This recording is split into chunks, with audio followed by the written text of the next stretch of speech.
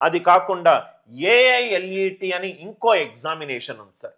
ఇది ఏమో ఎన్ఎల్యు ఢిల్లీలో మనకు 120 సీట్ల కోసము ఇంకో సపరేట్ ఎంట్రన్స్ ఎగ్జామ్ ఉంది. ఇప్పుడు సపోజ్గా మనము మేనేజ్మెంట్ ఎగ్జామ్స్ రాయాలనుకోండి, ఐఐఎమ్స్కి క్యాట్ ఎగ్జామ్ ఉంది. అదే ఎక్స్ఎల్ఆర్ఐ జంషెడ్పూర్కి గ్జాట్ అని ఒక ఎగ్జామ్ ఉంది.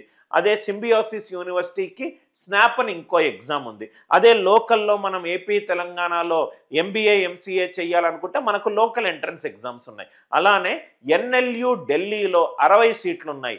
ఆ ఎన్ఎల్యు ఢిల్లీలో మనము లా అండర్ గ్రాడ్యుయేషన్ చేయాలనుకుంటే సపరేట్ ఉంది ఏఐఎల్ఈటి. ద బెస్ట్ థింగ్ ఏంటంటే ఈ 7 ఎగ్జామినేషన్లో 80 to 95% syllabus common. 80 to 95% syllabus common. Sir ఏంటి సార్ ఆ సిలబస్ అంటే ఇది సార్ మోరార్లెస్.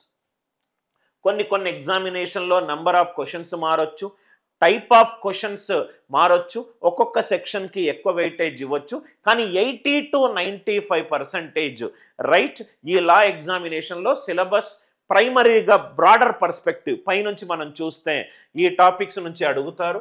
ఇంగ్లీష్ ఒకటి, కరెంట్ అఫైర్స్ ఒకటి, current affairs general knowledge, legal reasoning, quantitative aptitude, logical reasoning. మీరు ఏ ఎగ్జామ్ తీసుకున్నా, నేను 5 ఎగ్జామ్స్ చెప్పాను కదా సార్.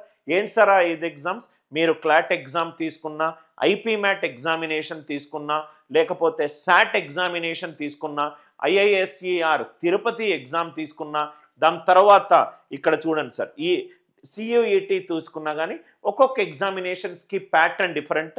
కొందరికి 2 పేపర్స్ ఉంటాయి, కొందరికి సింగిల్ పేపర్ ఉంటుంది. మ్యాక్సిమం అన్ని పేపర్స్లోనూ కామన్గా మనకు కనబడే సెక్షన్స్ ఏంటేంటి అంటే మ్యాథ్స్, రీజనింగ్, ఇంగ్లీష్.